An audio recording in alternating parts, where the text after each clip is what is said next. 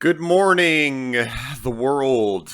This is the Apocalypse Podcast. I am one co-host, Kyle. Taylor, my other co-host and brother, say hi. Hi. Yep, it's early for me today. 9:30 in the a.m. It's really just crack of dawn for this kind of guy. I just here. love having to put yourself on blast as if, 9 in the morning, man. I wish that 9:30 a.m. in the fucking morning. 22-year-old me would be just disgusted with myself, honestly. Yeah. Yeah, wow. 22-year-old me I think that was back in my, bedtime was 3 a.m. days. Mm-hmm. Wake up was 11 o'clock. I remember working at GameStop and being weirded out that we opened at 10 a.m. on Sunday and people being there before we opened and be like, how are you up and out during this time? This is so stupid. This is sleep. How are you? This is the sleeping time. How are you awake? What? Yeah, oh man, cringy. Yeah, I still can't really get up successfully before about 8 a.m. It's still tough for me, but I've certainly moved the needle back quite a bit from when I was younger. I mean, yeah, I remember days where I would pretty consistently get up at like 2 p.m. What time do you start work? Well, first of all, work is a loose word in this house for me. That's why I'm also letting you fill that in as much as you can. I need to be like at my computer at 9 a.m. That explains a lot of and online ready by then. That does explain a lot of your start timing. Why? Because like I need to be up and at my computer at 7 a.m. So 2 hours is a big difference there. That's why I'm like, dude, you getting up at 8:30 and being tired, that's kind of crazy. But sure, okay. I forgive you this time. Yeah, I mean, working at home has just like kind of fucked Ruined my it. schedule, unfortunately. But I mean, obviously, I'm very fortunate in that regard. But yeah, there was a time when I had to go into work still before I moved and could work from home. Yeah, my alarm was at 6:45, and I'd get up and shower, and then I'd be at work by 8. That was back when just driving to fucking Aurora from Lyle was a 40-minute drive. God, I can't believe how shitty that was. There was 27 stoplights between my apartment and my work, and it was a 13-mile drive. So every half mile there was a stoplight. I was just going to ask you, it takes me about 45 minutes to get to my job, but I am 54 miles away from my job. Fuck. Yeah. Dude's driving 300 miles an hour. I'm driving about 75 to 80 because almost all of it's interstate, but it was just I was because I work almost only in Illinois policies now, so every time I see an Aurora one, I always Google it. I'm like, I wonder how close this was to this apartment, and then I was like, oh yeah, Aurora's Aurora's a pretty big area. So is Lyle and all this other shit. Do you know that Chicago has like at least 1 million people in it? That's crazy. 1 million, yeah, that's it, huh? The Chicagoland area is so fucking big. I can't wait till Chicagoland touches like Antlers, Illinois, and it's just like Chicagoland is. We just changed the name to Chicago. Speaking of Chicago. Okay. Transition. Dude, that was how good of... Dude, do you know how good that transition would have worked if you didn't have an anecdote? And because the movie we're talking about kind of takes place in a Chicago. What? No, does it actually? No, I say a Chicago. Like, it feels like a run-down urban city. Sure. Like, that's I think it's probably closer to maybe like somewhere maybe in Texas or LA, like California, but it gave me major city vibes. That's why it's definitely well. Let's name the movie we're referencing here. Upgrade. No. Dang, that was gonna be our quiz. We're talking about the entire movie, and then someone has to tell the guest at the end. Is except that it'll be the title, so they'll know right away anyway, regardlessly. Yeah, Upgrade in 2018, directed by Lee Whannell. Whannell, sorry. Do you know why you should know Lee Whannell's name? Because he's a good director. He is the writer of the original Saw trilogy. Him and James Wan kind of co-wrote. In fact, I don't know if you knew that. Do you remember the two dudes that were locked in the bathroom? Not the doctor guy, but Adam, the other guy who gets locked in at the end, is Lee Whannell. Nuh-uh.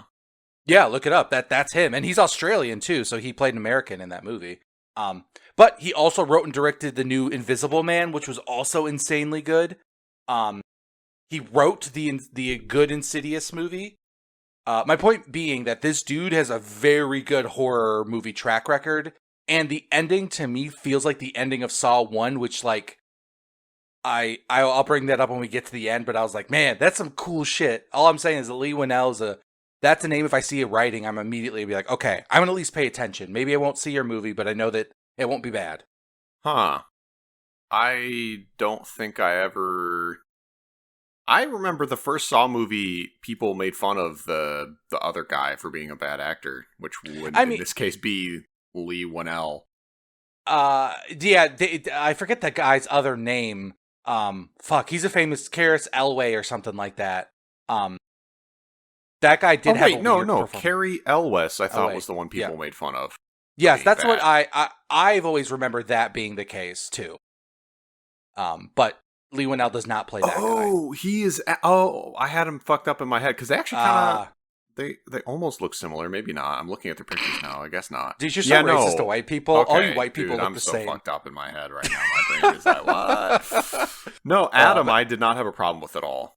Yeah, exactly. So I thought that. So and he was he's the writer of Saw. Him and James Wan were writing directing partners, and right. Okay. So I do point that out. I was like, these short, quick, like kind of horror stories, like he has a track record of being able to pull it off. And I think this was his directorial debut too, I think. No, he directed Insidious Chapter 3. Oh, he directed one of the, okay, he got his feet wet. All right. Well, in any case, at the top, what do you give Upgrade? Or do you want to talk about like the setup, or do you want to just, I want to hear your review first. Fuck listeners right now. I want to know what you think of it. My review was 7 out of 10. Nice. Okay, I gave this thing like an 8. I almost gave it a 9. I fucking loved the shit out of this thing. Yep. I was so excited to see where it was going, and it did enough with the twists that like when looking back, I was like, you're right. I made a logical leap that the movie said was not possible. But I had made that connection, and that twist works because of and I'm sure that I'll have like maybe more details than you because I've seen it more recently. Yes. But I loved it. I loved how few actors it was, but it didn't feel like a cheap movie. This movie was made for just a couple $1 million. Like the budget to quality ratio of this movie is fucking outrageous.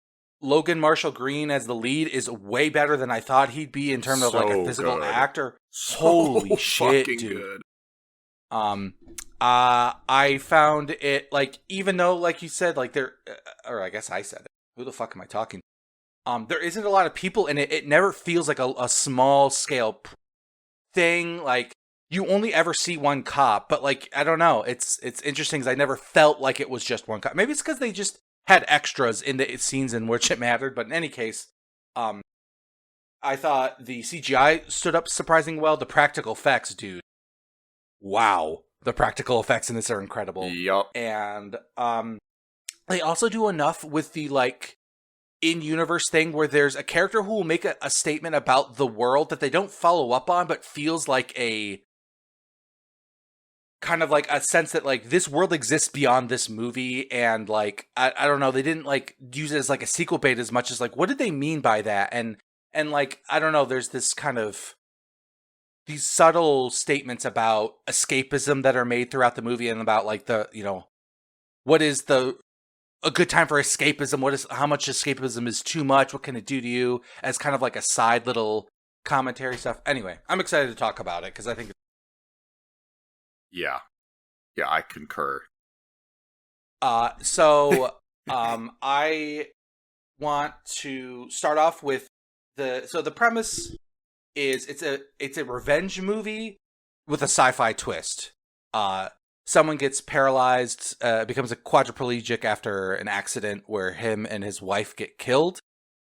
His wife gets killed, but then he becomes a quadriplegic. And then someone gives him a chip to give him the ability to basically reconnect his brainstem and walk again. And then he wants to take revenge on the guys who did this to his wife and to him. So that's more or less the premise. And it's clean. It doesn't overcomplicate itself. I really liked the thing. The story is not necessarily like the best part of it, but I think it's like it is how they handled the story that makes it good. Because like the story in and of itself is not particularly groundbreaking as much as I think the way they executed it just was like, yeah, that works. Dude, those are the best movies when they have a simple and effective premise. I mean, I always talk about No Country for Old Men as an example of that. Oh, dude, yeah. Where, like, it's such a simple premise. Like, a guy finds a bunch of money that's not his, and he's trying to hold on to it. Like, that's the whole movie. And like, yeah, that's literally one of the greatest movies ever made. So, yeah, it's like this. You don't need a contrived or convoluted plot to have a good movie. You don't need complexity. And if you do, it's like turn it into a fucking TV show if you have a lot to do. Like, yeah, exactly. Yeah, no, I first of all, I'm a huge sucker for revenge movies. I love revenge thrillers. I needed to see Blair Macon's Netflix movie that I never did. I almost suggested watching that instead of Upgrade. I don't feel at home in this world anymore. No, that movie fucking rules though. Holy shit. Yeah, that was a good one too. It's You're something Blue Ridge. Ruin. Oh, no, Rebel Ridge. That's not Blair Macon. Oh, it's not? Why did I think it was? No, Blair Macon is he was in Blue Ruin. Stuff, yeah. I believe he wrote Blue Ruin with wow, it's too early. Jeremy Saulnier. I think I'm getting the director and the writer confused. Yeah, Jeremy Saulnier is usually the writer-director, but he has worked very closely with Blair Macon in The Blue Ruin, for example, and Green Room. So, Blair Macon Blair, Jesus Christ, you got me all fucked up now. Macon Blair was the star of Blue Ruin, which Jeremy Saulnier wrote and directed. He was also in The Green Room, which Jeremy Saulnier wrote and directed. So I see. So there is kind of like this Venn diagram. There's like they kind of do things for each other's projects. So yes. Okay, I'm looking at this you think you're right. He is Rebel Ridge. He was a producer on Rebel Ridge. The only. Okay. So which all right, well you know, I'm surprised. First of all, I'm surprised you. Well, no, I don't know. I want to say I'm surprised you liked this movie, Upgrade, because it's just gritty and dark and actiony. You know, I don't know that that's something you would like. I think that is a fair assumption to make because I do think that you need to do something very well or unique for me to like be it. Like I think Green Room is fucking incredible. Yeah. But I found Blue Ruin to be okay. Like it just didn't. I don't know. I didn't dislike it, but it didn't hit me the way it hit you. And I think that I am not consistent. Like, I don't know what it is about the ones that work that didn't. For me, I think that you need to not be a PG-13, like, gun movie for me to be, like, action. Like, if there is no stakes or, like, fear or, like, I don't know, the tension, if it's all very clean, it doesn't feel like any of it's real. But, like, every fight in this movie, it's just, like, so clearly, like, I don't know. I don't know where the fight's going to go. I don't know how it's going to end. And like, he never beats more than one guy at a time. So like for me, I think one of the things I like about revenge movies is more of a personal, which it's like, why wouldn't I like Blue Ruin as much then, right? Can you think of a more personal revenge story than that? But maybe if I rewatched it, maybe my taste has changed and I would like it more now than I did, 7-8 years ago. But I do think, at least for me, the reason this stuff worked was the intensity of the fight scenes, the pacing, the performance. Like, I think it had all of the elements I like, and I think maybe enough. I'm trying to work it out in real time because, like, I'll be honest, I don't know why. I think it just depends, and this one, it just works really well for me. I think good. that maybe... the way you're talking about this, you would definitely like Rebel Ridge. I don't know if you watched that. No, I haven't watched it, but I kept flirting with it. Like, we kept giving each eyes across the room, and, like, I almost made a move, but I didn't. Nice. But based on what I'm hearing, and, like, that's why I think I like those two revenge movies in general because of the stakes and, like, the intensity. And it's not necessarily the intensity of the violence, but of the, like... This isn't an inconvenience. I know we're talking about Upgrade, but have to shout out Rebel Ridge because we brought it up. But it is phenomenal. Wow. Okay. And it's a PG-13 movie, by the way. Jeremy Saulnier, because he's known for his like over-the-top graphic violence. he kind of has had like a personal, I don't know if you could call it a reckoning, but his daughter is now at an age where she can kind of start watching his movies. I think she's 13 or something, and he was like, do I have my kid watch my horrible, violent, over-the-top movies? Or he basically challenged himself. He's like, can I make a movie that's in my style, but that my young teenage daughter could watch? And that's kind of the genesis of Rebel Ridge. So it is a PG-13 movie, but it's kind of a revenge thriller, and you don't even, because Jeremy Saulnier is so fucking good, you don't even really realize it's PG-13. It is, the stakes are insanely high, as you say you like. The violence is very impactful in that movie, but you don't realize, like, oh, it's not gory, it's just intense. And yeah, it is a through and through PG-13 movie, but you kind of don't even think about it because it's so grounded and good. Yeah, I highly, highly, highly recommend Rebel Ridge. Okay, I'm gonna watch. It's definitely better than Upgrade, I think. Oh, okay, cool. I love then Upgrade, I'm glad. No doubt. And I think I am a little biased towards this future they paint because let me tell you, this movie has aged like wine in terms of the way they are talking about technology and AI shit, because the way they were painting kind of what 6-8 years from now will look like kind of is where we're at, except, it's not quite as sci-fi where they have their like text messages at home and, their tables have these but like the way their cars kind of work and like, oh, I'm, talking to, like, he makes some joke about his wife talking to his car, and it's just like, well, that's kind of close to where we are now. And, when, I'm trying to think about how to talk about this without sounding like we're schizophrenic. So let me back up to make my point here about. Go ahead. I was gonna comment that. So the movie takes place in the year 2046. Oh, I actually didn't know what year it was. Okay, I'm glad you said something. Yeah, 2046. So it's about 20 years from now. It definitely feels very plausible that our world will look extremely similar to the one that's painted in this movie. And what's crazy is that even a year ago, so I haven't seen this movie before we started, I was looking, and I haven't seen this since May of last year. So it's been, for like 14, 15 months since I've seen the movie. Even last year, I'm pretty sure I felt like, this is a little far-fetched, but in that time, just in the last year, AI has snowballed so much that, like, the singularity feels like it could be a real thing, not to go, like, conspiracy theory, but, like, this movie feels more plausible. AI is getting so good so fast. And suddenly it's like, wait, you know what? Yeah, thinking back, this movie actually might be a realistic portrayal of what the world could be in 20 years. I think a lot of movies do this thing where they have the protagonist be the anti-tech guy, and there's just something like kind of...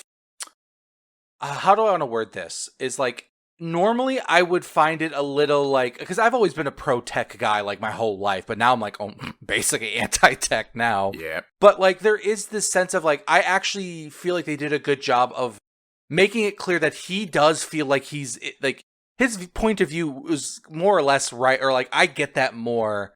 And I think that's part of the day and age I live in now. Maybe 2 years ago, I would have been like, dude, why are you being so like curmudgeonly about all of it? But he ends up, kind of being right. He should feel that way. But, he's a grease monkey. I think they even call him that at some point, where he just repairs. He's a mechanic. He works on cars. Good old fashioned gas guzzling, engine roaring cars. Yeah, no shit. And he talks like this, which we didn't mention. It's kind of strange, but they're like, you just go for it, Logan. Okay. And he kind of, I'm going to beat your ass if you don't tell me what happened to my wife. That's a wow, verbatim quote. Good.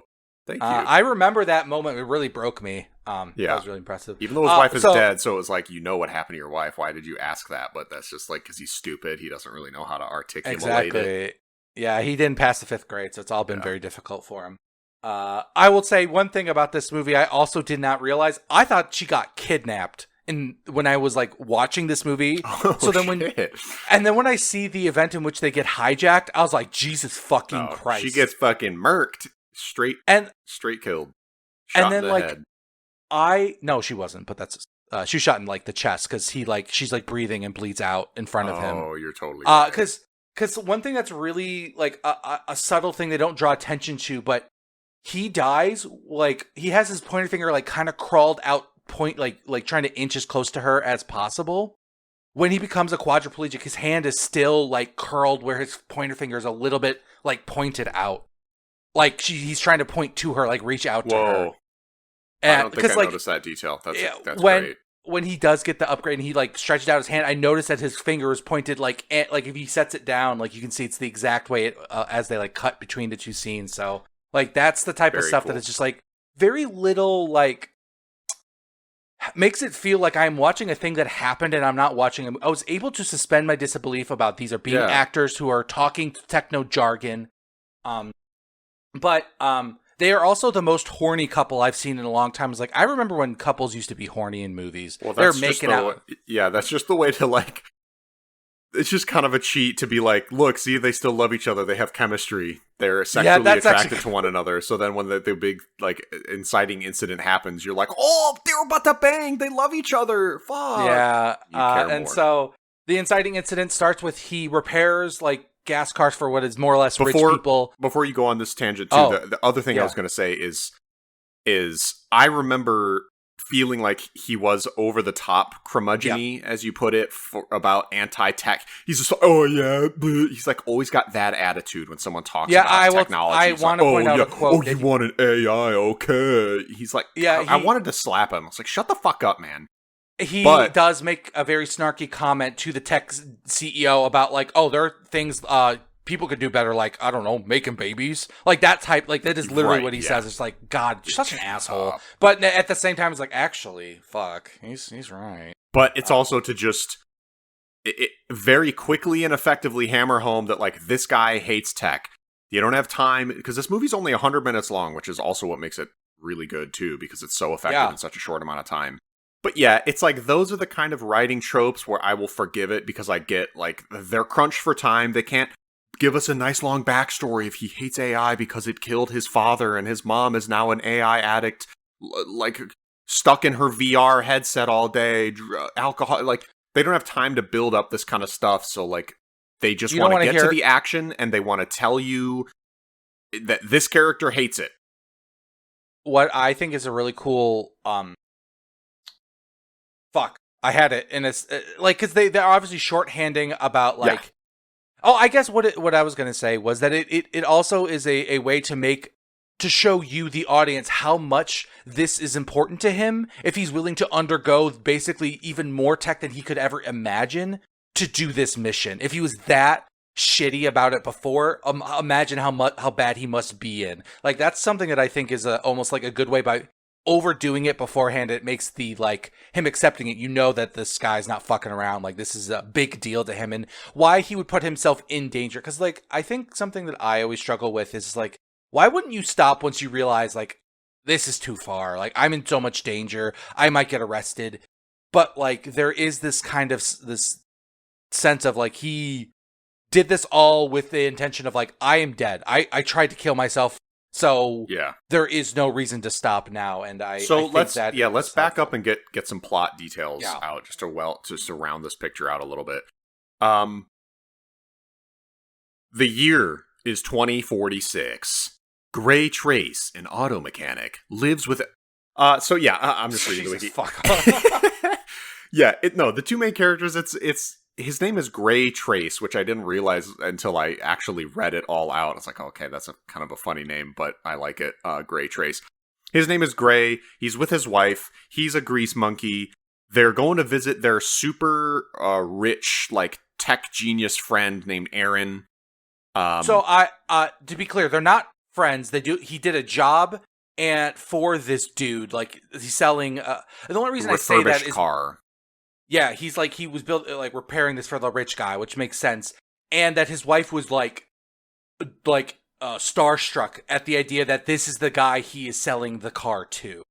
Because she works at like an AI company or whatever, right? And yeah, the name of the company is Cobalt, who makes the robotic prosthetic arms and legs you see both the like machines using and people who in the movie. Like that's what that company does. And if I'm not mistaken, either Aaron is the name of the billionaire. I think he runs a rival company, like just not that one. Not Cobalt is the one that what his wife works for, but Aaron works for a different one, if I'm not mistaken.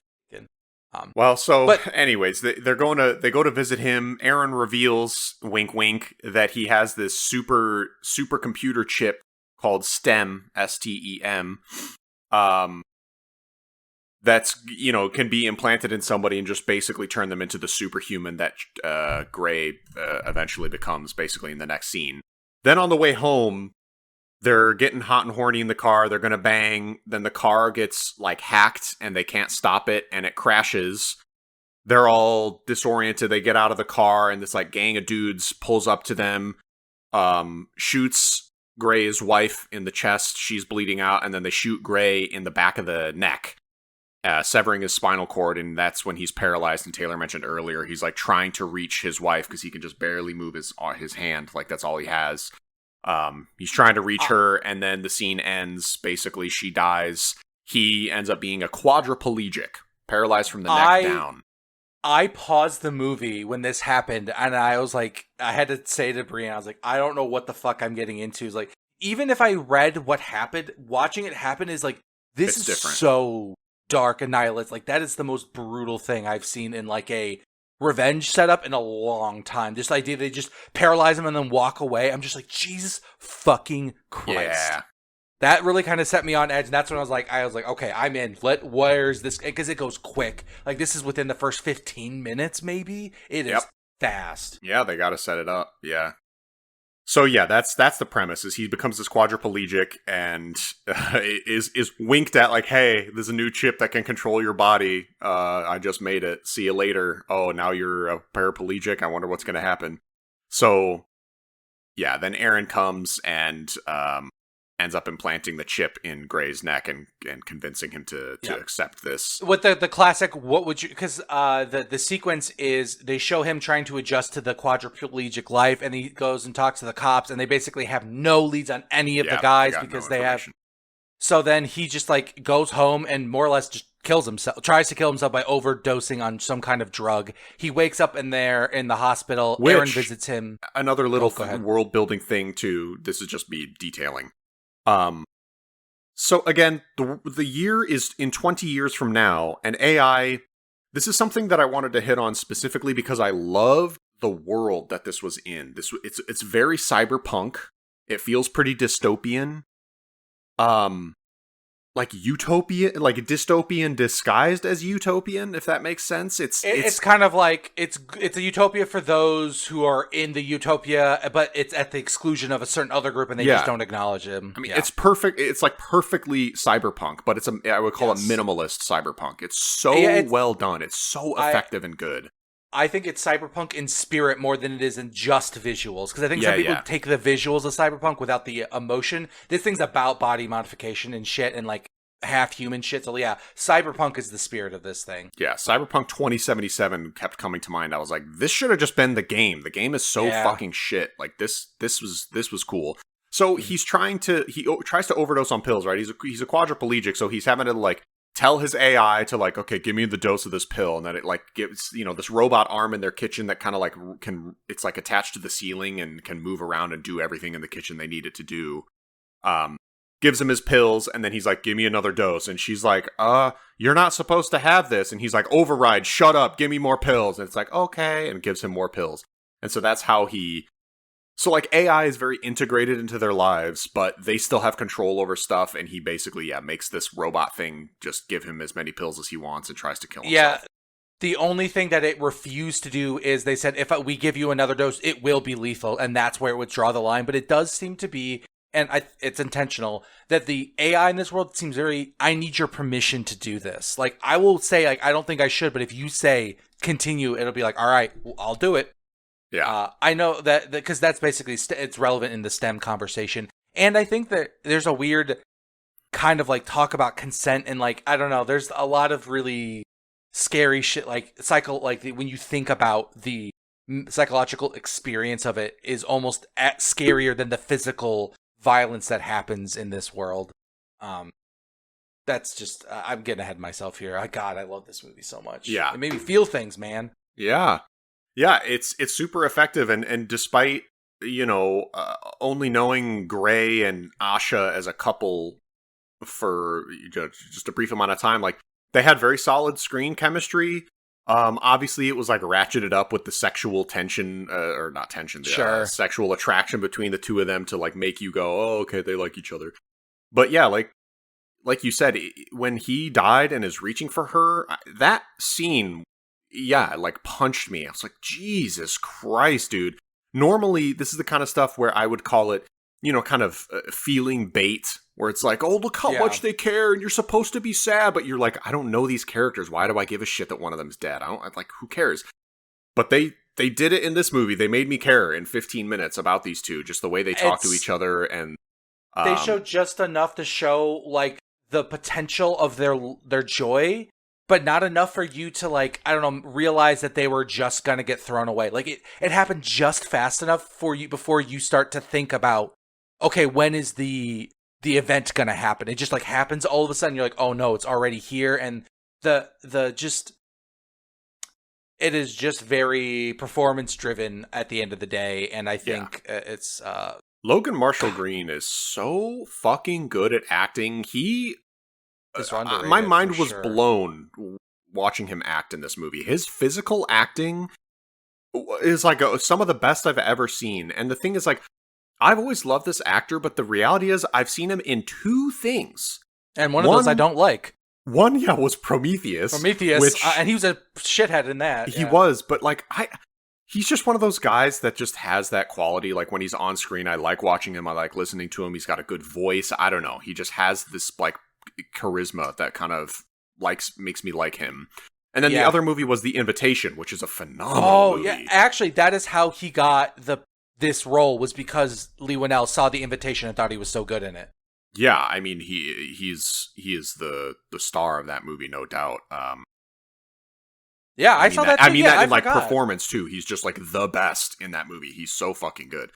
So yeah, I've only seen him in those two things, but he really stands out in my head as like a good actor and somebody I like seeing. And then when I looked at his filmography after I saw this movie, I was like, wait, I've seen him in two things, and he like looms this large in my head as this guy that I really like watching. But I was like, oh, he just did such a good job in The Invitation that he's left a bigger impression on him. Yes. Because what I was going to say is what makes this action movie really fun, Kyle, is think about the range he gets of performances in this movie between sorrow and rage and confusion and apologies and like fear and like that's a really good point. There's and how the movie ends and how he has to perform that way. Like there's just that's what I think is really sets this, like that to me is you get the actor wrong and this movie falls apart in so many ways, and that's why I think if this was done by Keanu Reeves, oh my god. And I would bet you he'd be like great as a physical performer there, but yeah, he would.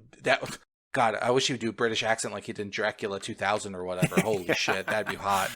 But so all that being said, now he's the goriest part of the whole movie. Just kidding, but I find out that medical gore, I guess if you want to call it that, is the thing that actually grosses me out the most in anything. Nasty. Because it's also real, whereas, like, when someone's head gets blown off by a shotgun, it's just like, okay, that's clearly, like, a fake thing. But no, the medical gore is like, this is what happens when they give spinal surgeries, and I don't want to know that. I don't want to see that happen.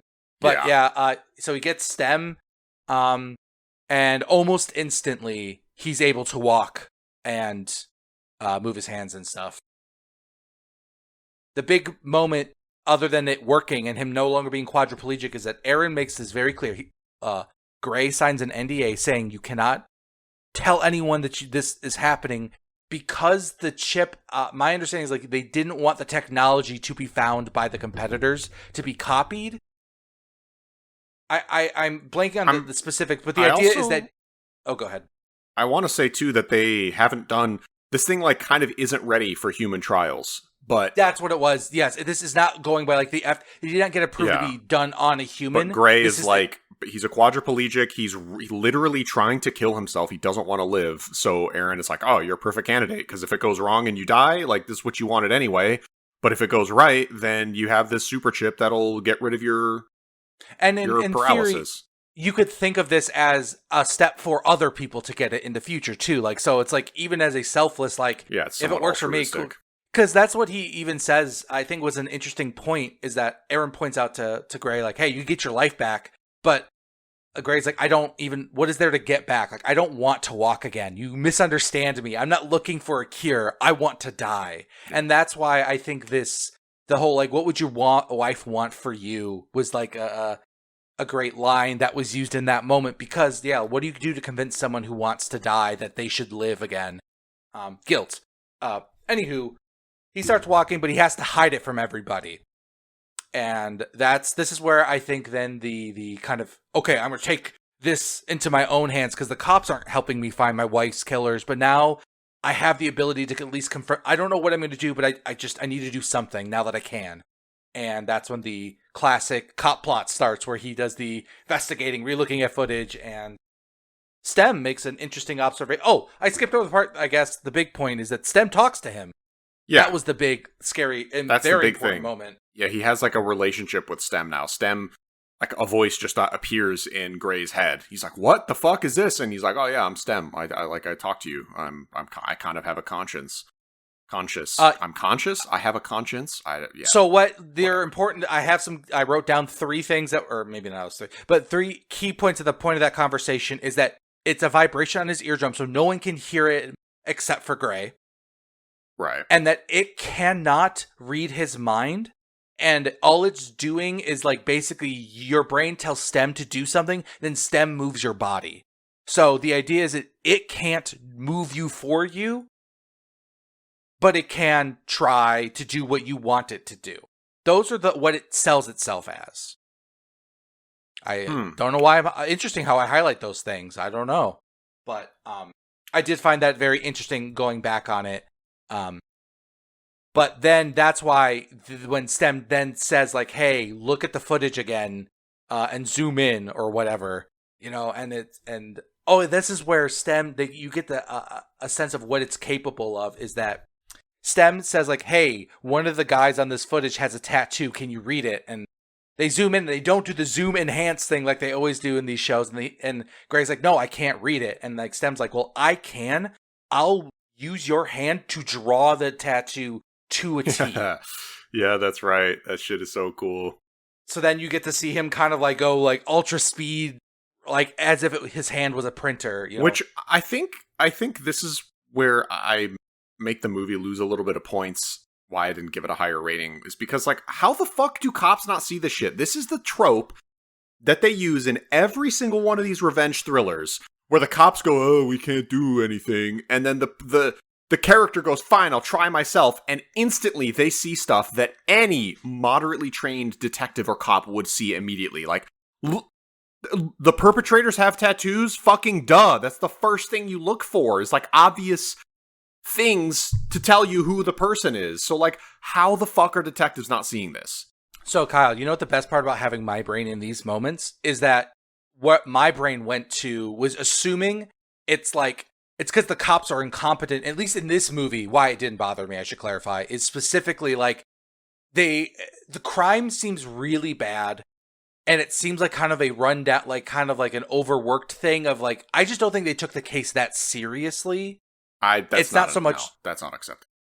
And that's fair. I'm just, at least that's why that didn't cross my mind. Cause like, and in some ways he also did have an OP robot that might know more than it's letting on about who's involved and knows specifically how important that tattoo is. And yeah, but also like, there's enough crumbs for me to dissuade it. But I do agree that that is a trope that is very lazy and very convenient for the plot. I don't defend that at all. Yeah. I mean, to me, it's like, I don't know. It's the typical thing of just like painting all the cops as lazy and bad or whatever. Yeah. But it's like they want to help people. the cop, especially in the detective in this movie, is painted as nothing but like honest and good, like someone in good faith. Like she seems like the more or less like the other good guy, like wanting what is fair justice for the world. Like it does seem that for me. So I do agree with your criticisms on that. With how that's a good point too. With how hard she ends up investigating Gray, because she starts to realize, like, wait a second, this guy, there's something more to him than he's letting on. So, as a detective, she has brilliantly deduced that Gray is hiding information. So she's clearly not incompetent either, because like this is the whole cat and mouse of the movie. Is like Gray is hunting these dudes to kill them, but pretending he's still a quadriplegic, and she is like, these guys keep dying that are, after the fact. She's, connecting the dots and realizing they're all connected to Gray's killers, or Ash's killers, I should say. So she's clearly competent. So then to just fumble the whole beginning for the sake of plot, that's where it pisses me off. Where it's like okay, I guess. Yeah, I do think that it's kind of one of those things of, you could probably figure out a way or another detail that would be impossible for a human to detect, not just, the idea that they wouldn't look for someone with a tattoo in that area, like, because I don't think the footage was in a way that, like, no one would have known. Like, you could have seen there were darker parts on the skin than others to imply a tattoo is there, Yeah. So I feel like with another pass on that scene, they could think of something better than that. They easily could have just done a thing where, like, the cops go, like, we don't know what, some kind of powerful hacker or something is part of this, but all the CCTV footage showing the footage of this murder has been, like, blurred. There's no footage of this. We have no info. I'm sorry. And then STEM goes, well, I am supercomputer. I will hack. And he goes beep, beep, beep, and steals the footage and then decrypts it himself and goes, oh, this is what the footage is. And then they see, like, that would have taken a minute and would have been just as plausible to me. Because STEM, you know what, Kyle? I want to point out something that the movie does do, and I wonder if you would be willing to see if this was their attempt at doing that. Is that the leader of the pack? You know him well. He's finally back to kick some's tail. No, sorry, that's Hong Kong 64. It's just very important to me. The leader drops his mask, and his cohorts are like, no, don't. What the fuck are you doing? And he makes some comment about, like, they have implants, or he does, that blurs. He cannot be captured on drone footage. Right. You could almost hand wave identifiable markers are blurred out. But no, because that would imply that you could see something was blurred on their arm. So never mind. I take it back. I tried. Because you saw this more recently, so these are the small details that I'm forgetting after not seeing it for a year. But his face is blurred in the CCTV footage that they're watching, because if I'm remembering right, doesn't the cop say something like, this guy, he's got some upgrades, he's blurred on the footage? Don't the cops say something like that? Yeah, okay. that is specifically why they have no leads, is because their cybernetic shit is making it so all the tools they have are useless in terms of identification. Okay. So they go that far, but then they stupidly go like, well, there's an obvious fucking tattoo on this guy's wrist holding the gun, but we can't decipher that. I wish I could remember. The STEM does say he does something to the footage.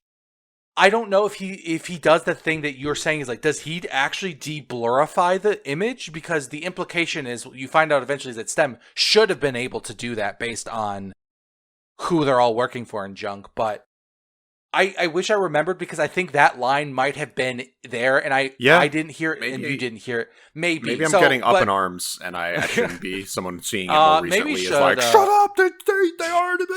But even in my review for Upgrade, I remember, or not remember, I'm looking. I wrote that another thing I liked about this movie is, by the end, there's a bunch of answers to what I thought were glaring plot holes. Yeah, so the movie actually is, like, aware of things that might trigger somebody to go like, that doesn't make sense, but a lot of it is cleaned up really nicely at the end of the movie. I don't remember what, so maybe what I'm even ranting about is solved at the end. I don't know. I do think that's why I will defend you a little bit in saying I just saw it, and I also don't recall them saying something like that, but I think that I may have forgotten. STEM does say he does something to the footage to make it more like something that they can do more with it than the cops were able to. I do recall that. Okay. Now, maybe they don't make it clear as like, oh, now I can see a tattoo. Like, I don't remember them having like a like discovery moment.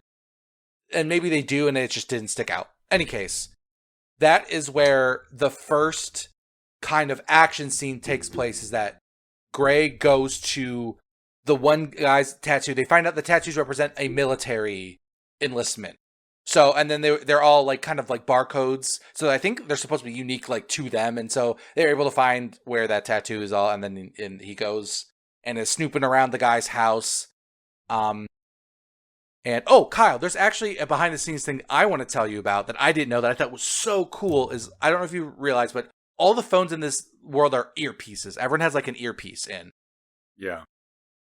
They did that so that the voice of Stem could read his lines to Logan as he was acting them out. So that's so cool. They're actually playing off of each other, but they wrote it in universe, so it's not like a thing they had to figure out. Like, I just thought that was awesome, and it makes sense why the blocking is so good and the reactions feel like, I don't know, it doesn't feel like he's waiting to, 1, 2, 3, line, and then like right. It feels like they're going back and forth. It's because they literally are. That's great. I love that. Reminds me of a video I just watched, weirdly, about Spider-Man 2, the all-time greatest superhero movie. Something that I didn't know is that and it makes sense why it still looks so good to this day, that like 75 to 80% of the time that Doc Ock's arms are on screen, they're fucking real. Yeah, isn't that I didn't know that until I found out later, and it's like, no shit, that's why it rules. Yeah, and he's so like, because the arms have personalities too. If you remember, they kind of like open their mouths and they act like they're very obviously serpentine, but they have personalities. They open and close their little claws, and they retract in certain ways. They're very expressive. And he actually acts with them because they're fucking real. They're all props that are puppeteered by like green screen people off screen, but yeah, the arms are real for the most part in Spider-Man. Yeah, it's like really cool. Queen Medusa and her each individual snake having like its own like personality and name and stuff. Yeah, that shit. Look, Sam Raimi rules. Yeah, he does. Except for Army of Darkness, dude. What the fuck was that? Come on. I don't know. I didn't see it, so I can't help. So yeah, you're very lucky. So I wanted to kind of fast forward when the fighting takes place, and let me tell you, this is where I was like, okay, all right, this is going to be a movie I heart. I don't know what the stars are going to be, but I'm hearting it. Is at first he's getting his ass just kind of beat because like the guy is not a fighter. Logan, Gray is not a fighter. So Gray, Stem gives Gray control. Obviously, like that's what he does. So Gray's kind of trying to defend himself, but he's still just Gray. He's not like you just said, he's not a trained fighter. He's a mechanic. He doesn't know what the fuck he's doing. And then Stem is chirping in his ear like, hey, I can help you in this situation. And Gray's like, no, I don't know. And Stem is like, let me help you. And Gray goes, okay, fine. This is where the physical acting comes in from Logan Marshall Green that just is so phenomenal. He, of course, instantly turns into like Neo at the end of The Matrix, where he knows exactly what's coming. He reacts perfectly to everything. He has the move for he has the counter move for every move. Like, I need to tell you what's so incredible at that fight scene is he never moves his head because Stem has no control of his head. So he constantly moves his head with his like left hand to push it out of the way. It's like those little details that like, so his neck never moves because he can't move that one part of his body. And it's just like, man, that type of shit is so good. And on top of it, the Logan Marshall Green, while they're performing this, has an iPhone with a tracking device in it, and then they have a camera rig locked to the GPS location of the iPhone, and that's how they get the camera to like zoom and snap around because it's like magnetized to him as he's like being controlled mechanically. The camera starts moving mechanically, and it's such a good like visual way of like getting you in the headspace of like, this is being like, we didn't even film this with human hands. Like, this is robots taking over too. And it's just like, and the way that he's like apologizing and crying as he's smashing like dinner plates and throwing shit at him. He's like, God, dude, just stay down. I'm sorry. And it's so good. But he's performing all this. It's not like some stunt performer's doing this and he's voicing it. Like, he's acting in a way that, and it looks like his body is behaving in a way that he doesn't want it to. And it's just, holy. Yeah, like truly blows you away when you see it and you think about the fact that like, wait, no, this is an actor doing this, because it's so convincing that it genuinely feels like an AI would be controlling his body in this moment, and the way he's talking to Stem and listening to Stem, and like Taylor said, the way he's like he's emoting so expressively in his face at what's happening, but his body is just like Terminator style murdering this guy. Like, the disconnect and the fact that he also, like his neck is still kind of paralyzed, so he has to use his own hand to move his head at certain points. So this choreography, number one, the choreography of this fight scene is beautiful. It's like a dance, but it's also brutal and like holy shit. And it's so engaging and fun to watch. It's not just it's not boring in any capacity. There's never a spot where I'm like, okay, stop fight. I get it. You're punching each other. All the fights are very unique and clever, quick too. Yes. And I actually think that's what makes the end of every fight so powerful. Because what ends up happening is they are mainly just tossing each other around the room. Not like in a lethal way, but in a way that's like maybe you get a broken rib or something. But then the guy comes after Gray with a knife. And this is where Stem is like, all right, you want me to take care of it? And Gray says yes, unaware of what that means. And it takes the knife and just Chelsea Grin jams it into the back of the dude's head, just like out of nowhere. They're going from just like a PG-13 tussle to one of the most brutal like body horror rip. I got out of my seat. I was like, what the fuck is this? Yeah. I was not ready for that level. I knew it was violent. I was not ready for it. And it was very impactful. And that is what sells, is once again, Gray's response to that level of violence is like, of course he throws up. I mean, that's a cliche thing in a way, but like, I feel like his reaction was mine in terms of like, it's obvious he didn't want to kill the guy. Like, this all just escalated out of control and he didn't think it through. And like, he thought Stem was going to be able to like talk his way out of it. And just like, that whole sequence is really, really powerful and very good. But yeah, as soon as that guy died the way he did, I knew that this was going to get... This gnarly. Also, Taylor mentioned before the phone thing. There's camera work in this movie that is really, really special and good. I would describe it as like gyroscopic. There are shots basically where it's, if I remember correctly, there's a scene where the camera is kind of showing Gray's face after he gets hit, and he like gets knocked down, but the camera is locked to his face. So you see it's following in real time as he falls down, but then he like, smacks his hand on the ground or does whatever and gets back up. And it's all one fluid motion and follows him down and up, and it's, gyroscopic. But they do this a few times. There's a moment later in the movie where he falls down sideways, and they show the same kind of fluid movement where you would think it would be disorienting following a person, the camera following a person and not seeing them, just like having a steady cam and you see them fall over sideways on the ground. It's like, no, the camera literally falls sideways with them onto the ground, and you would think it would be hard to watch or nauseating or something, but it's so cool and fresh, and I've never seen a movie do it.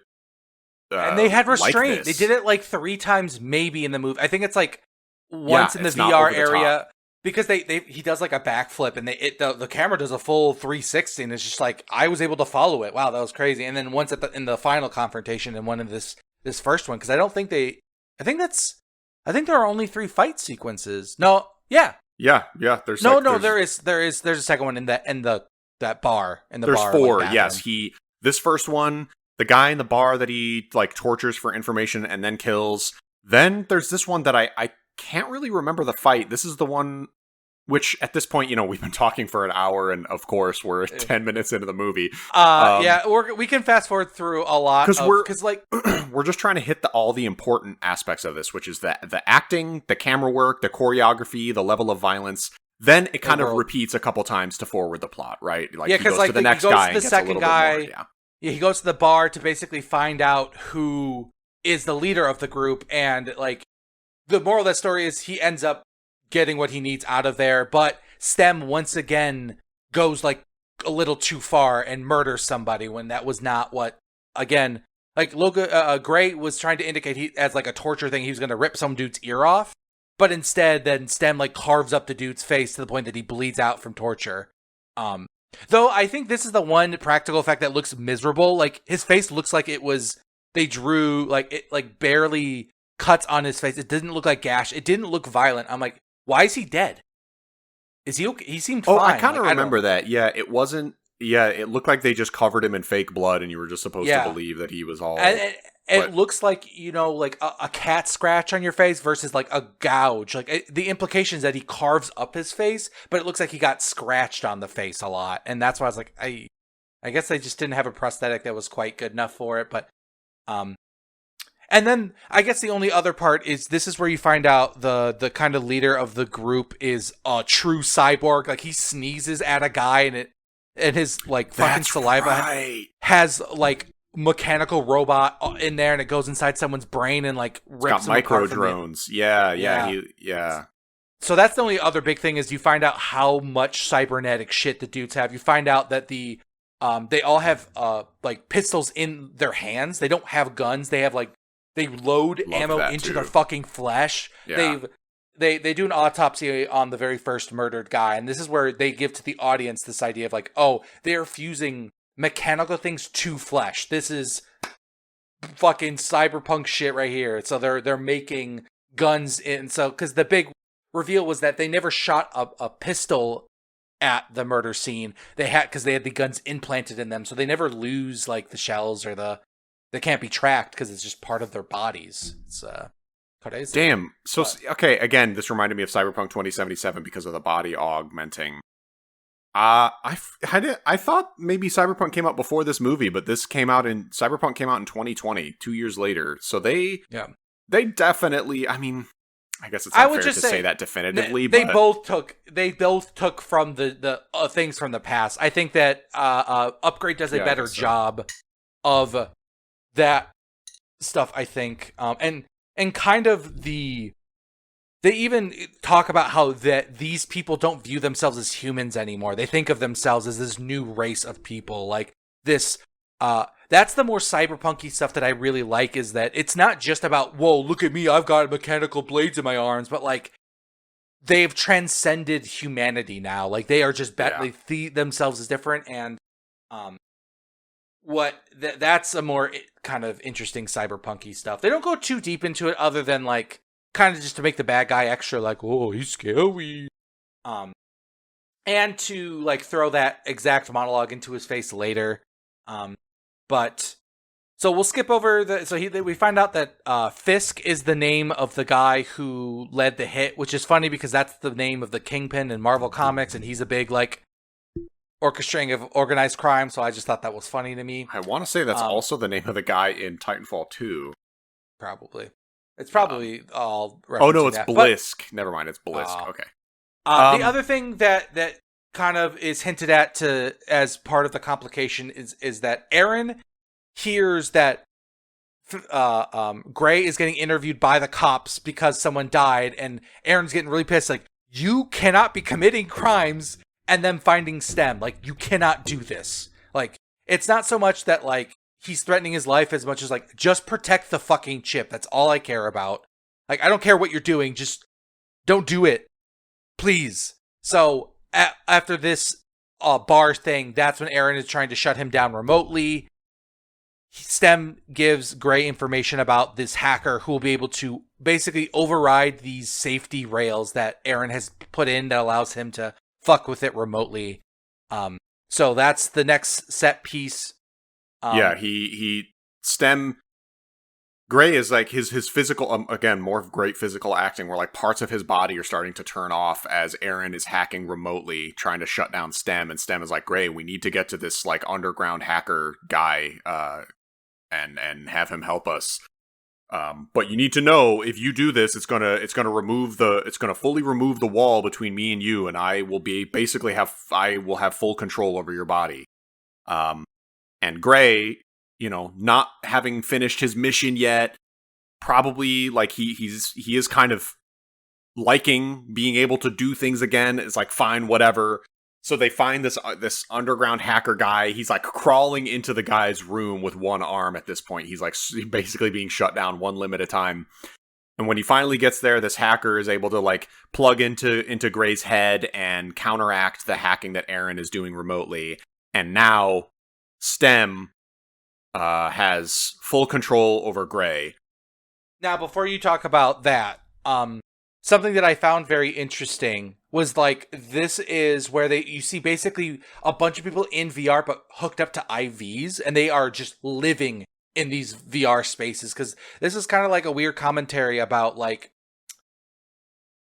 Gray's life is a literal nightmare, and he makes snarky comments of like, I don't know why you would live in a fantasy world is beyond me. And the hacker's like, sometimes life can just be too hard. Sometimes it's just easier. And this is coming from someone who's literally right now quadriplegic on the floor with murdering cyborgs coming after him. Yeah. And like, this is the idea of, is that still better than the fantasy they live in? But as the like, Jamie takes the guardrails off, like her job is done. I'm sorry, their job is done. They make a joke about like, don't put me in a box, dude. I'm not a boy or a girl. Just give me a they pronoun. I just thought that's a very cyberpunk, like the idea as you get augmented, like why would you be a binary boy or girl? You're not either of those things anymore. You're just some third, this new unboxed thing. So I just thought it was a funny little, they got to throw in some humor here and there because this movie's very bleak. But she makes a comment because she sees on the security cameras the guy's coming in, and she basically unplugs from him and is leaving him to fend for himself. And she's like, they're like, we can't let them win. And then leaves. And they never make any statement as to what she's implying with that. And the idea is that like, there is this kind of tension with people living in VR, and like, they don't delve into it, but it's like an interesting, like, I don't know, statement about the state of the world, that this type of guy means something to these hackers. And like, I don't know, it's just like, those are the types of world building things that I find interesting, that it just makes the world seem more interesting and like real, because there's just people in factions that like have their own thing going on that they aren't necessarily here to explore, but it would come up, but it's not really their story to tell at this moment. It just leaves you interested in wanting to know more, rather than being, I don't know, like speculative and like guessing and like, I don't know. That's how I felt about it. Subtle world building. That's why I love this movie so much too, is just little throwaway lines that make you, that strike you and make you think a little bit more about the world. That's the stuff that makes a movie good. It makes a world it's just awesome. Well made. It's like, oh, okay, cool. So there's something more going on here, but we don't quite have time to think about that. Okay, and then you go next. When the bad guys come in and try to kill him again. Yeah, and this is where there are two bad guys that go in. Fisk, the main guy, basically splinters off at some point. I don't remember why they split up, because he shows up to the fight late and his friend is dead.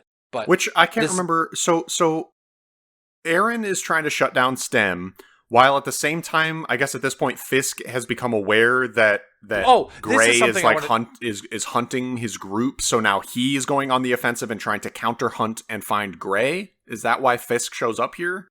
Yeah, so let me back up. I forgot, this is a trope that happens all the time, where a character will say where they're going in a way that's like, why the fuck would you say that out loud? Yeah. Except to give another character. Except STEM can't read his mind, and he had to read information to him. Great. And then Fisk was able to then, because they're all cyborgs, able to dig into like the memory banks, kind of like in Black Mirror, of his dead friend. And then he saw him say, go ahead. Here's the problem with that. Why, if Gray can look at a piece of paper, that means STEM can also see that, so he wouldn't have had to read this information. There was a reason he says it out loud rather than just letting STEM absorb that information. The only thing that he says that it might be kind of relevant, is that he says how far away the location is, but he's also saying it to STEM because they need to know, because Aaron is starting the shutdown process now, so distance does matter. You might be right, but for me, that was the best attempt, at least, at that trope being felt natural. I hope I'm not misremembering, but I do. Maybe I just fucking like gaslight myself into believing things, but I'm pretty sure I remember thinking like if he can see this piece of paper in the movie while watching this, like he shouldn't be needing to read this stuff out loud, because part of the whole in the beginning was that Gray is watching the security footage and Stem is like, "Oh, your eyes can't process what you're seeing, but mine, like, I have all the information I need." And then he draws out the tattoo right in the beginning, so he can see what Gray sees, but better. But if Gray is staring at a piece of paper with a bunch of information on it, Stem would also be able to see this. I don't know that he had a piece of paper because he was in the bar sitting on top of a dude that was just tortured. So like I don't know where he saw it, but I will say Stem cannot read his mind. So if it is information that he has that is not a visual or auditory stimulus, I'm just trying to remember it exactly because it felt natural. I think we're probably focusing way too much on me trying to explain this one sequence. Sure. All I'm trying to say is that like the reason why the guy knows he's there is because he went to his dead friend, that he got that information from him. That's why they chased him in. His buddy has a shotgun arm and chases Gray up to the roof. They have a fight in which Gray gets the upper hand and turns the dude's gun into his face, and the man ends up shooting his own head off with a fucking shotgun blast, and it was really gnarly. Yeah. And that's when Gray dips, and all that's left of the murderous gang is the leader, Fisk. Who has, sneezing, like, brain-destroying microbots in his body. So, this I thought was a cool, I don't know how to word it. It basically, instead of making Stem sort of the superhero of this, they give Gray a little bit of an edge, finally. Like, they basically, when he goes to find Fisk and gets to his apartment and fights him, Fisk, because he's the big bad boss of the movie, this guy is so severely cybernetically upgraded that he is actually beating Stem. You know, Stem is in full control trying to fight Fisk, and Fisk is outmaneuvering them and beating them because he just has more tools, more upgrades, he's just better. This is where they give Gray a little bit of an edge because he is now talking in this fight and saying things to, he's using his wits to agitate Fisk, make him angrier, make him, so he miscalculate and make bad moves that Stem can then take advantage of. So now it feels like an actual partnership at this point. Is I guess the clean way of saying what I'm trying to say. Yeah, because like the last fight in the bathroom, Stem makes a remark about, "Hey, don't be overconfident." Like there's like this, like, oh, he's almost enjoying the amount of power he has here, but this is the first time that he's evenly matched, and he's in a spot where he's dead to rights, right? The gun is an inch from Gray's head, and this is where Gray has that moment where you find out that the first guy he kills is the brother of Fisk, and taunts him with it and be like, "Oh, dude, that was what a loser." And what I think is a really cool moment is that normally, logically, what he should do is pull the trigger and kill Gray, because that's his mission. But the humanity that's still left in Fisk is so mad he wants to punish the guy who hurt his brother, rather than being like, "Oh, this would be more the smart way." My humanity says, like, I want this guy to suffer because of what he did. But that lets you think that you stop listening to logic and to reason. So you kind of like fight the augmented power-ups that let Stem win, and Gray and Stem win. And I just think that's a lot is said without saying any of that. That's what all I took from, instead of him shooting Gray to fighting. Because the big thing too is they do establish early in the fight that Fisk actively does not want. He wants Gray to be on his team. He's not human anymore either. He's one of them. Like, you should be joining us. So like they even hand wave. Why doesn't he just sneeze at the guy and kill him? Is like, because he doesn't want him dead. So like, I feel like they wrote this fight smartly enough to wave away the like problem a lot of superhero movies of like, why doesn't the bad guy just words? Shoot? It's like, oh, you mean giving me an opportunity to make a comeback here? Okay, yeah. That's why I think villains with like the idea that a villain is the hero of their own story lets them do moments like this and make them work is that Fisk is portrayed as pretty fucking vile, but I think what you see is you hear this tragic, like, he got all fucked up because of the war for his country, and they kind of just didn't give shit about him. So he's very, very angry at the society, which, makes sense for why he is the way he is and why he would have a crusade to, like, keep that going and why he'd want more people like that. The outside, I don't know, all that stuff makes sense and explains why he would be pulling his punches in this fight instead of just being like, I'm just going to kill my opposition here. Cause, it's everything that Fisk is doing is reasonable within the world that they've crafted here. That's what makes it cool. Yeah, it's like, it's very understandable the way he's behaving. Instead of doing the typical shit, of, like I said before, some stupid villain just, like, giving the protagonist an out for no reason other than, like, we can't have the protagonist die, so he has to win somehow. It's like, no, there's a lot of reasons already built in to this encounter that makes everything play out in a very realistic way.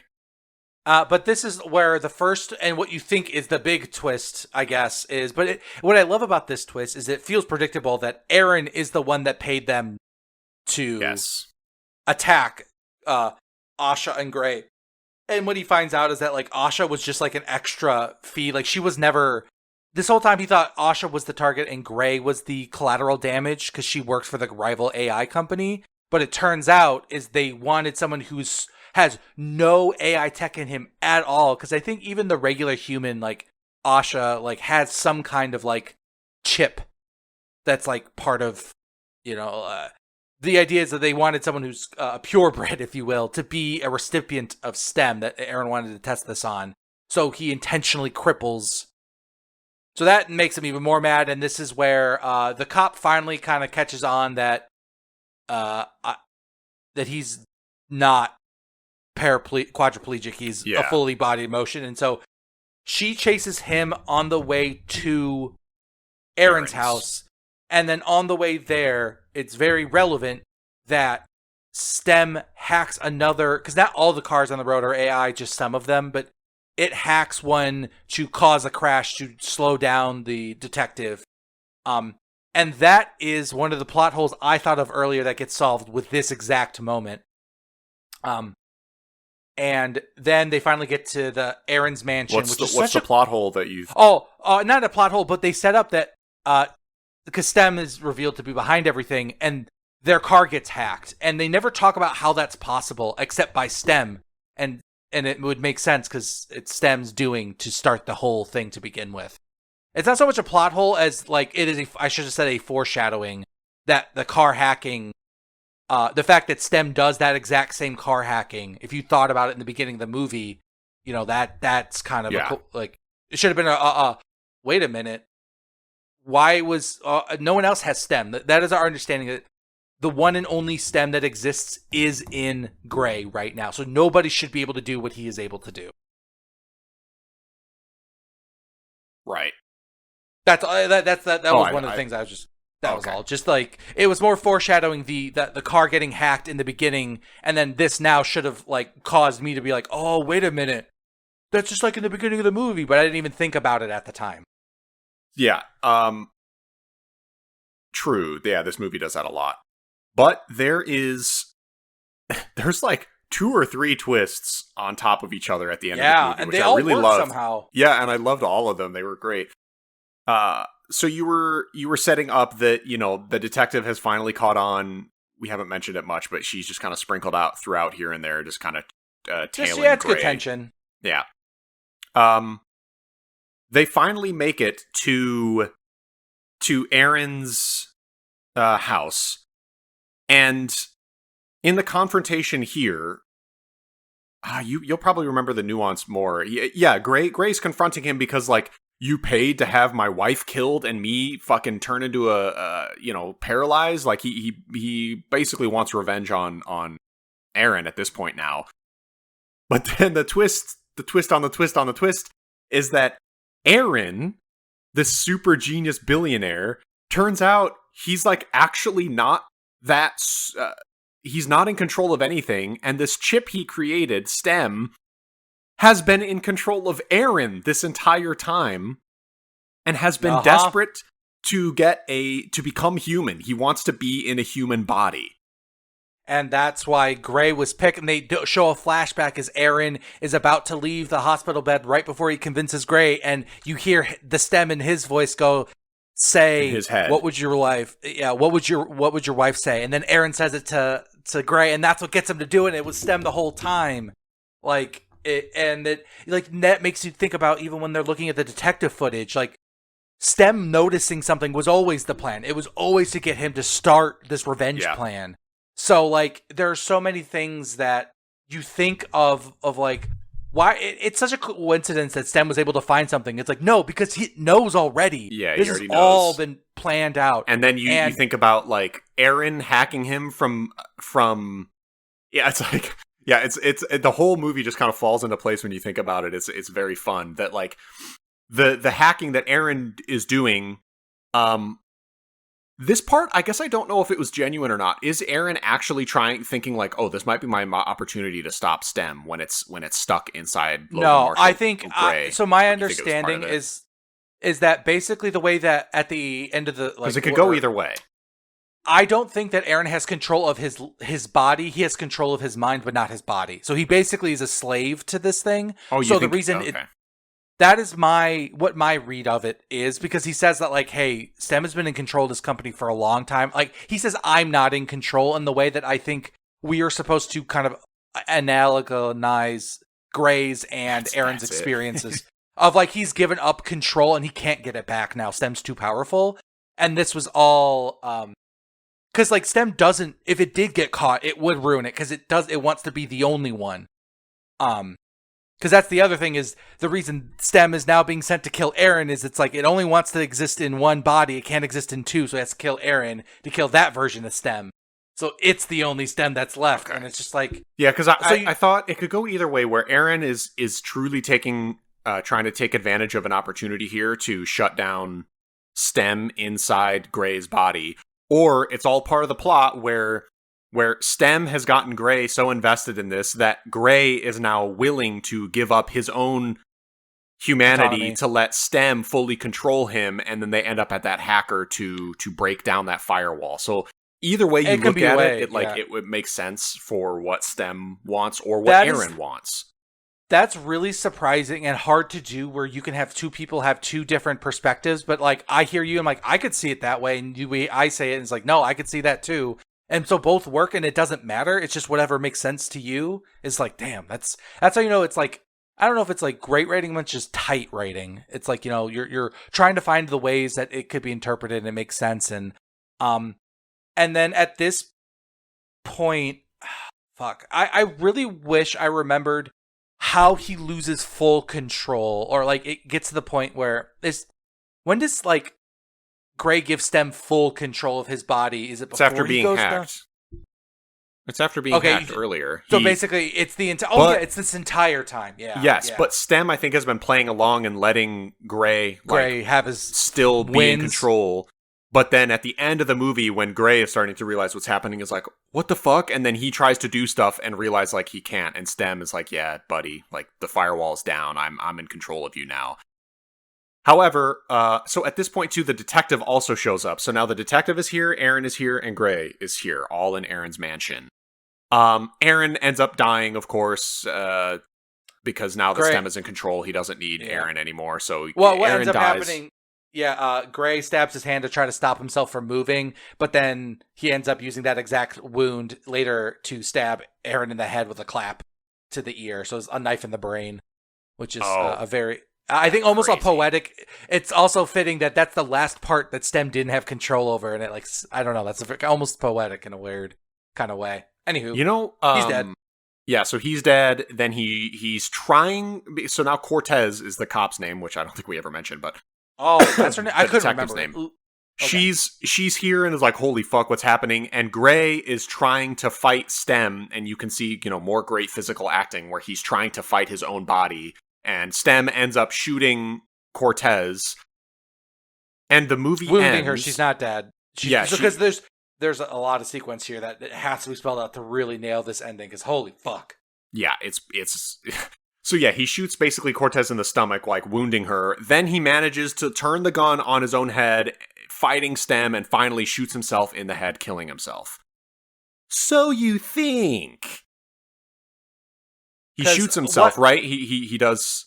He shoots himself in the head. Right? He does not shoot himself in the head, but in the back of the neck, where the implant is. Okay, sure. I actually want to back up to an early scene in this movie that I think really sells the ending even more. Is that when he gets Stem, he has a dream in which he's like in his home, and he sees Asha on the chair talk to him, and he like wakes up and freaks out, and he's like, "That wasn't a dream, that was real." It's just like a one-off scene, and they never mention it again. And I bring that up because that's the seed of doubt it plants in him right at the beginning. So at the end here, when he shoots himself in the back of the neck and he wakes up in the hospital bed, Asha comes around the corner, is like, "Hey, sweetie, oh yeah, you've been out for a few days. Yeah, from our car crash, you were unconscious for a couple days." So then that first plant of where he thought that was real, now this fantasy feels so real to him that's how he believes it in full body and soul and doesn't fight it anymore because it's already been planted by Stem. And I was just like, holy shit. Yeah, and so then what I want to clarify here is Gray shoots himself in the neck. Then the scene cuts to him waking up in the hospital room. Asha comes up to him and is like, "Yeah, hey, like, how are you? You've been unconscious for a few days from our car crash." Then he's like, Gray sort of realizing like, like that. It's almost like he's not even.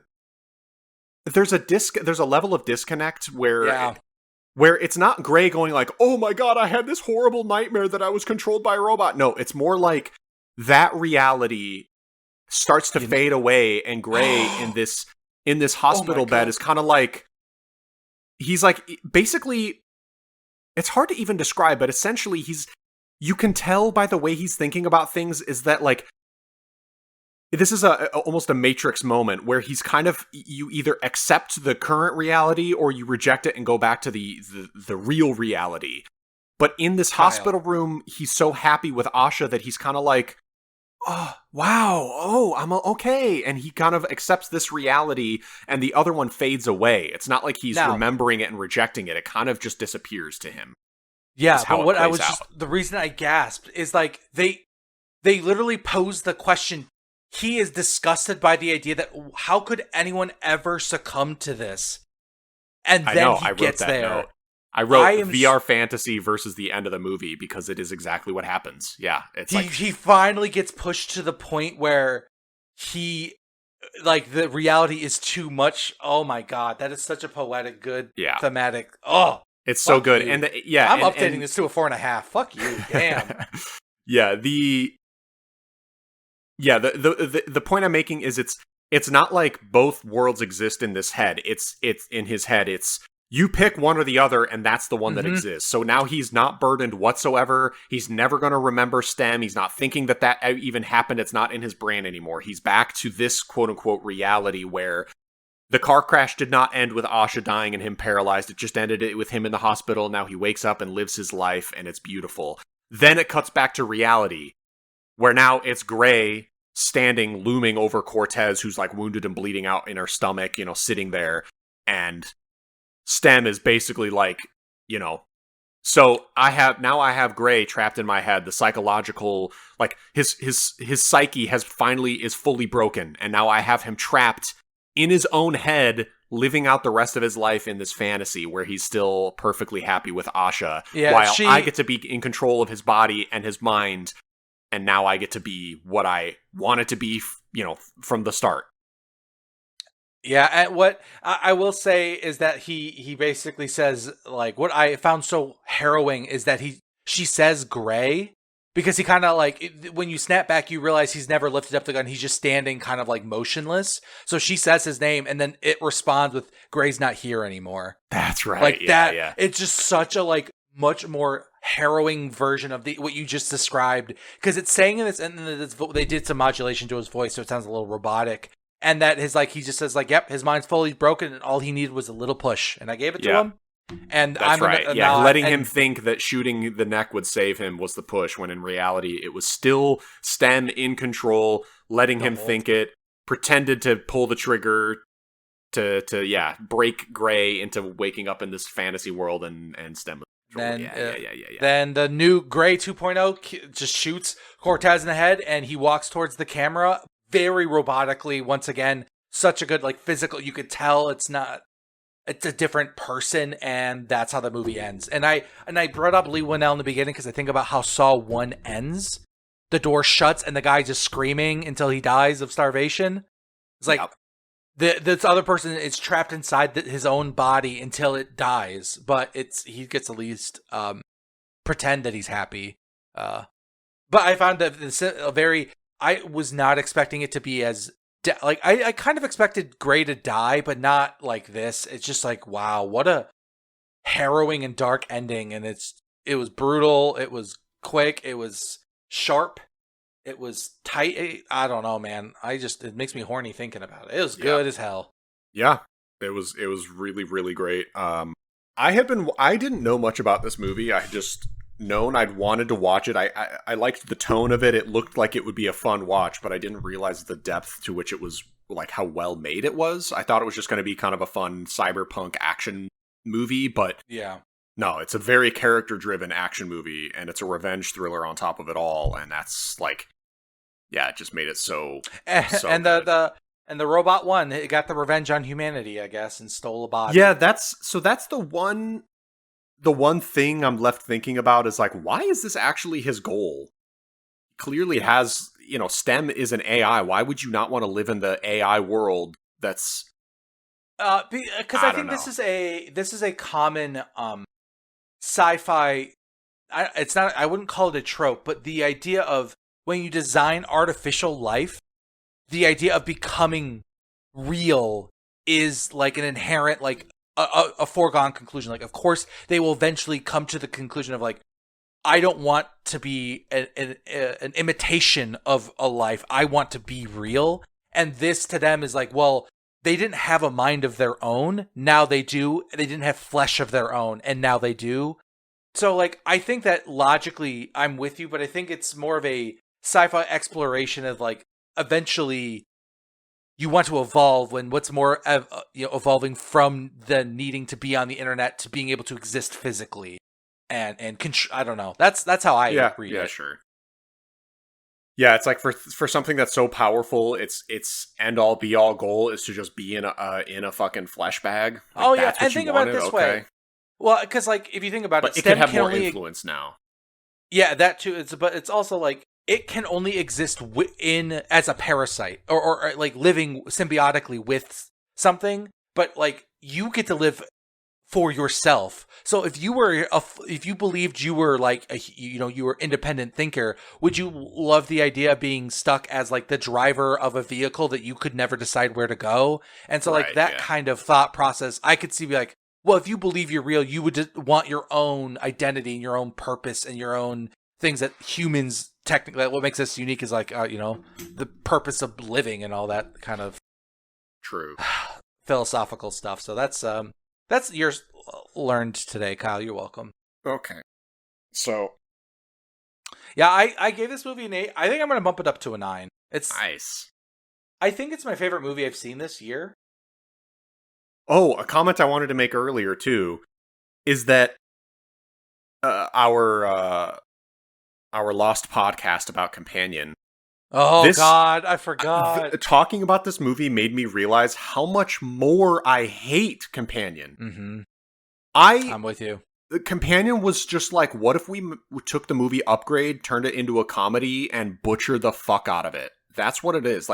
It asks the same questions, it makes you think about the same kind of things, but this movie is just way more gritty and grounded and not fucking dog shit. The themes is exploring, I think, are much more on a deeper level. It's a lot less 2025 existence as much as what does it mean to be the idea of the existential crises of being human and that kind of stuff, and what do you do with your life when it's taken from you, and is that a life worth recovering from? Is reality worth engaging in when fantasy like can make you feel good, but is it like that's not what Companion was about. It was about how being misogynistic is lame. And like I don't disagree, but it's also just not nearly like it's just not interesting. Yeah, in the same way. And another compliment to Upgrade is it's a masterclass when compared to Companion anyway, that less is more. Yes. We're talking about there are single throwaway lines in this movie that spawned a 15-minute conversation between us, whereas Companion just fucking sits on a soapbox and monologues and like smashes you over the head with the message, which, you know, during our podcast I said this, was just that like being an incel is bad. Did you know? Like that line that sums up the entirety of Companion. Like, don't be a misogynist, and being an incel is creepy, and you're stupid if you are one. It's like, why am I watching this for 2 hours? Fuck off! Like, obviously, like, present nothing interesting. Oh God. Yeah, let's talk for another hour and a half about how shitty Companion is. Let's redo it. Yeah, let's throw this one away and bring back the other one. We'll sacrifice it for the better. We don't talk enough about movies we welcome both hate. To another episode of the Apocalypse Podcast.